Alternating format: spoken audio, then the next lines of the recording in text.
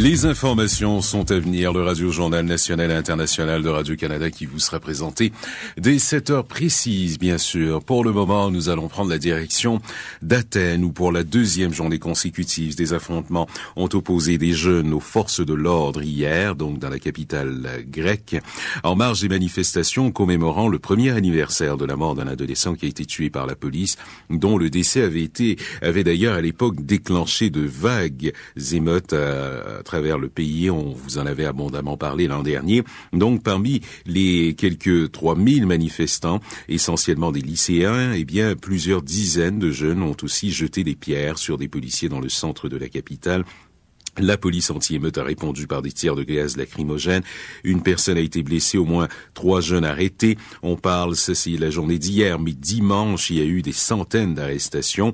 Eh bien, on va en parler ce matin. Mon invité est membre de la Société royale du Canada, professeur émérite à la Faculté des Arts et également historien à l'Université d'Ottawa. Dimitri Kitsikis, bonjour.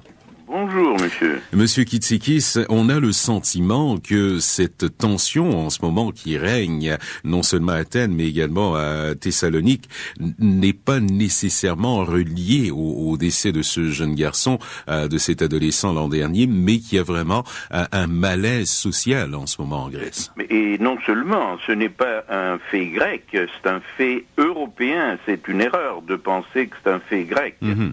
En fait, la Grèce a été choisie parce qu'elle est le ventre mou de l'Europe. Mais à ce moment-là, de quel phénomène peut-on parler ici qui serait européen ? Écoutez, pour faire les choses très courtes quand même, ce n'est pas un cours d'histoire.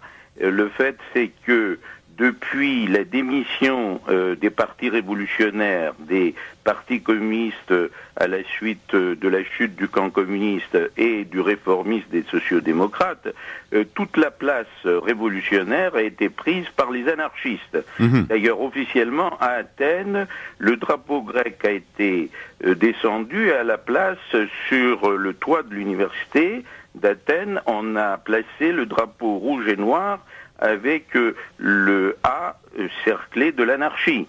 Mmh. Oui, on se souvient que les anarchistes ont quand même été très présents déjà dans le passé, dans le pays. Ils avaient déjà aussi marqué un peu la mémoire. Mais il y a un sentiment, il y a une réalité politique aussi en Grèce. Oui, parce que, comme j'ai dit, c'est le ventre mou de l'Europe. Voilà. C'est-à-dire que depuis 1974, lorsque la dictature est tombée en Grèce, ce qu'on peut appeler les Grecs qui avaient fui la dictature, c'est-à-dire l'establishment, sont revenus dans les fourgons de l'étranger.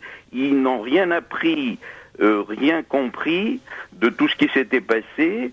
Et ils ont, avec les dynasties de l'establishment, les 3 grandes familles qui depuis plus de 50 ans règnent sur la Grèce, les Mitsotakis, les Karamanlis et les Papandréou, ils ont repris le pouvoir et ils se sont réfugiés dans l'Europe, dans l'Union européenne, et avec les deniers de l'Union européenne, ils ont parasité complètement la Grèce. Mais économiquement, le pays ne va pas bien non plus. Économiquement, la situation est au bord du gouffre. D'une part, il y a un malaise social énorme. Les salaires sont complètement ridicules. Non seulement la plupart sont payés 700 € par mois, mais une bonne partie de la jeunesse est payée moins de 500 € par mois. C'est une exploitation extraordinaire pendant que une oligarchie financière devient de plus en plus riche. Et il y a évidemment avec la crise économique, la situation et la Grèce est en train de faire faillite, tout simplement. Monsieur Kitsikis, avez-vous le sentiment qu'on assiste en ce moment en Grèce à un choc entre des générations, celle notamment la génération des 480 €, comme vous dites, qui sont les moins de 35 ans, qui actuellement disent que quand ils sortent de l'université, même bardés de diplômes, ils ne peuvent qu'espérer gagner 480 €, et une génération précédente qui, elle, a été peut-être un peu plus gâtée par l'économie un peu plus florissante de la fin des années 70, début des années 80. Oui, bien sûr. Le fait que, par exemple, la majorité des jeunes ont entre 14 et 17 ans, ceux qu'on a arrêté à peu près 1000 personnes, évidemment, la plupart sont des manifestants européens et pas grecs seulement. On a arrêté de tous les bords, de toutes les nations qui étaient venues en Grèce. Ce sont la plupart des jeunes de lycée, même pas d'université. Alors ceux-là, évidemment, ils ont une espèce de haine contre l'establishment qui les a malmenés, comme vous dites. Donc ce n'est pas simplement une question de génération, c'est une question sociale. Est-ce que c'est un phénomène qu'on pourrait voir transcender les frontières de la Grèce? Mais sûrement, c'est d'une façon tout à fait exemplaire.